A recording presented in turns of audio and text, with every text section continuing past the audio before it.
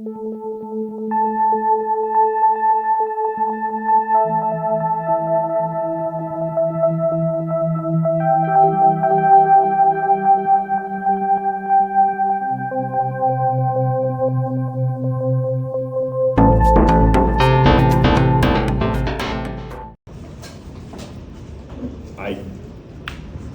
did and behaved in ways that probably some of you can't even imagine. I did things in my life that are unmentionable, and I grieved God a great deal doing it. But I was the type of person that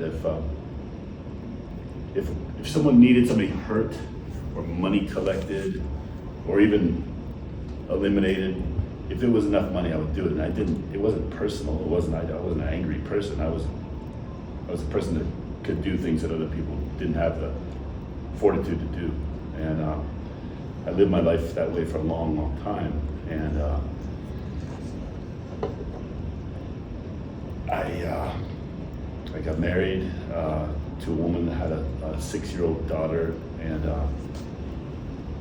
I think in my mind I had hoped that would change my attitude towards life and towards things. I thought it would align my priorities correctly rather than incorrectly, and it was a beautiful relationship. I never wanted to be a father ever, and when I met her little girl, it changed me quite a bit. But I was still walking that path a little bit, and got myself involved in manufacturing and distributing drugs, and became ridiculously successful at that. And life just kept going towards the world, not towards God. The typical emptiness, seeking possession, seeking money, seeking sex, seeking anything that the world approves of. And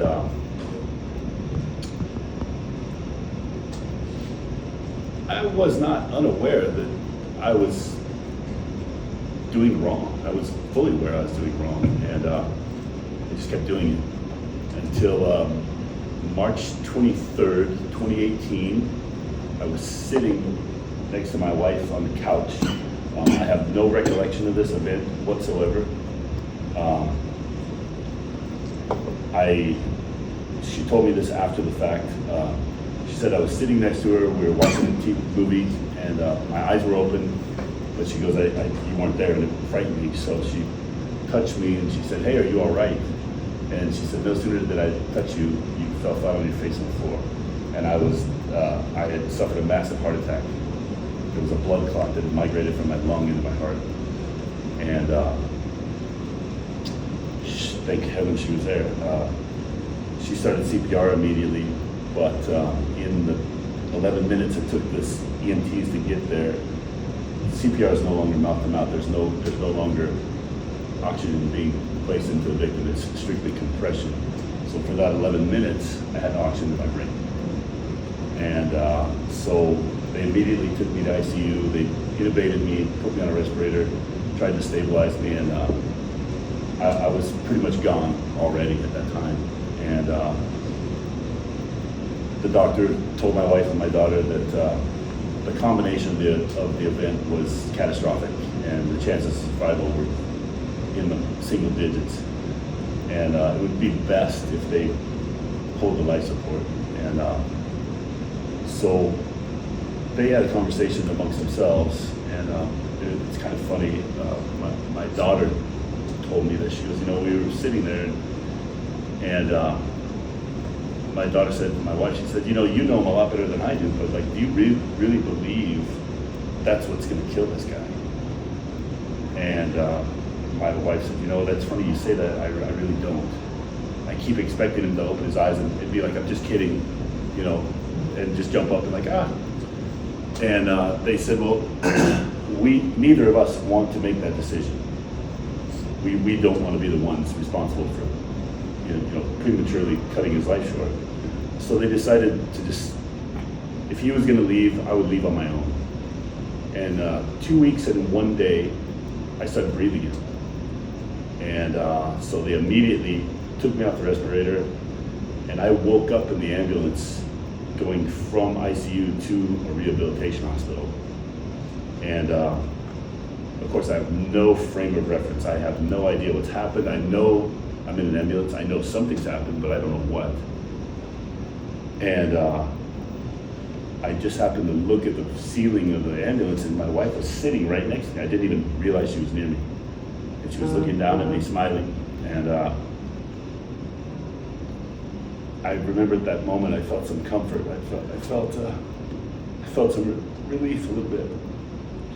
And she really gently put her hand over my mouth, and I wasn't sure what the meaning of that was. And she goes, "I have to tell you something." And I was, "Okay." And she goes, "Right now, you died of a massive heart attack, and somehow, some way, you're here again, but you're 100% immobile. Everything that you knew about your life before, you can't walk, you can't talk, you have no use of your faculties. We don't even know where you're at. You have some massive brain damage. I don't even know if you can understand what I'm saying to you." And I could. And she goes, "If you can understand it, can you blink your eyes?" And so I did. I blinked my eyes, and she's like, "That's good news." She goes, "Do you know what day it is?" And I'm like, I couldn't even tell you what year it was. She goes, "Do you know who I am?" And I did. I nodded my head, and she goes, "Those are all good indicators that you have some memory left, you have some cognition left." And that conversation was very brief, and I lost consciousness shortly after that. And I woke up in Health South, which is on 67th Avenue in Thunderbird, in this rehab hospital. And again, it was like waking up another year later. That maybe was like a day in between that ambulance ride and being admitted in the hospital. And I woke up, and the first thing that happened is this young man, Ryan, caregiver, comes in the room, so excited, just like so excited. Like, "Hey, good morning." And I'm like, "What are you so excited?" In my head, I'm like, "What are you so excited about?" He's like, "Hey," he's like, "don't say anything because you can't, but just listen." And he laid out to me again what had happened. He's like, "You're a mess, bro." He's like, I don't even know if you can understand what I'm saying." He's like, "But we don't lay around here." He goes, "I'm sure you'd like to lay here and go to sleep and feel sorry for yourself." He goes, "But we're gonna get up this morning, we're gonna start to work." He's like, "Because if you're gonna walk out of here ever, or if you're ever gonna have any semblance of life that you used to remember, this is where it begins." And of course, you're shocked. You everything I don't want to say everything you think you knew about yourself, everything that you used to lie to yourself about who you thought you were is gone. And he told me, he goes, "We're gonna get up, we're gonna shower you, we're gonna shave you, I'm gonna brush your teeth, and I'm gonna change your diaper." And that's when the terror for me set in, because I'm sure everyone shares the same fear of burdening somebody else with wiping your bottom and cleaning you, and I literally like it broke down. And this guy, he's like, "Do you think you're special?" He's like, "This happens all the time. Heart attacks, you're not special." He goes, "You look like a bad guy." Because you look like a kind of a hard-ass guy. He's like, "Get up, man. If you can move your arms, you move your legs, get up." And I got angry. And he's like, "That's useful." He's like, "If you can do something about it, do something about it." He goes, "But if not," he's like, "let me do my job." He's like, "Let's just get going." And this little guy like got me out of bed and did everything he said he was gonna do, and took me to, there were 6 classes each day. There was a cognitive therapy, a speech therapy, an occupational therapy, and a physical therapy, as well as some memorization and things to try and regain my faculties. And So this young man, all day, every day, wheeled me around a wheelchair, took me to each of these things, and at first, the first month was very defeating because I wasn't making any progress. I still couldn't walk, I still couldn't hardly move my arms. Speech was like Porky Pig, and that's frustrating because you have something to say, but you can't say it. And my wife and my daughter would come there every day, feed me, take care of me, spend time with me. My wife just come and just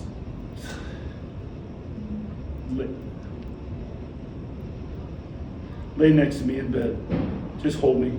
And one day she came in without my daughter, and I was like, oh, we get to spend a little time together. And she goes, hey, I need to have a conversation with you.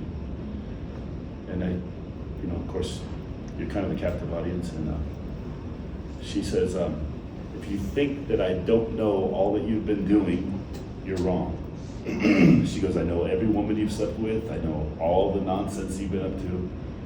She's like, and I want to point something very, very important out to you. You're only here because of God's grace. You're only alive because He chose for you to be alive.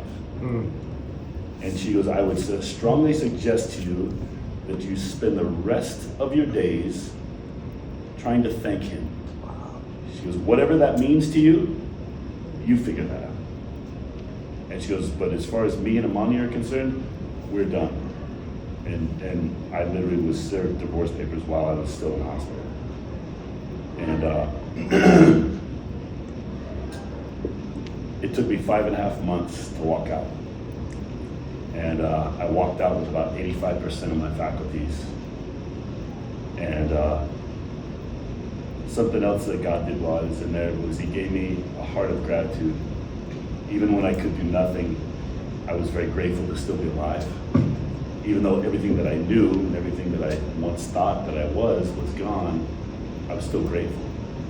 And I was grateful that I was not in a depressed place or wanting to kill myself or any of those other things that could have happened.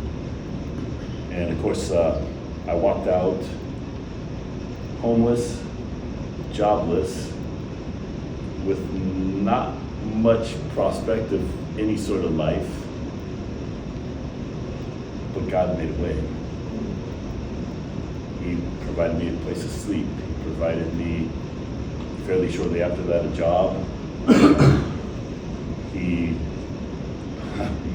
in the most miraculous way, brought me to Impact Church through an intercessory, a lady that was a waitress at a place that I would eat. And she said, hey, do you want to go to church with me? And I was like, I hadn't been to church in 38 years. And she was so kind to me that I didn't want to disappoint her. And I said, sure, I'll go. And of course I said sure, but I was like, oh, no, I'm not going to go. I'll lie or I'll make an excuse or something. This lady showed up at the place I was living and came and picked me up. And she's like, you're not getting out of this. And of course you're like, I'm not stupid. Okay, something's happening. I'm not sure what's happening, but something's happening. So she brought me to Impact Church. And as I walked in, I was trying to convince myself to just have an open mind and not have any expectations and just receive whatever it is that there was a reason that I was brought there. And so Pastor Travis started giving his message. And all of a sudden it was as if none of us, it was a full service, as if none of those people were there. It was as if it was just he and I, if it was just me and Sam talking. And he was speaking directly to the circumstances that I was faced, directly.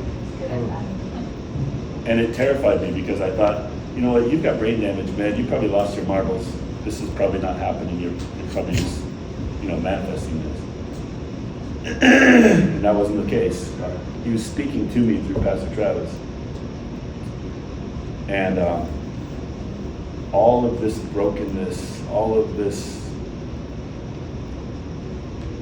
mess, in that exchange was healed, in that encounter was healed.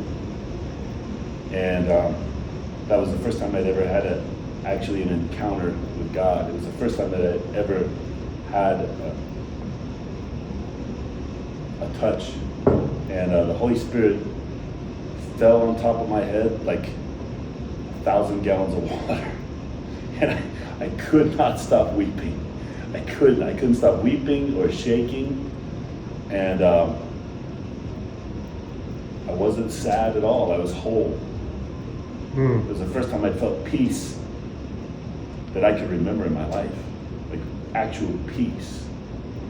And I didn't realize what was happening to my exterior. I just realized that God had healed my heart.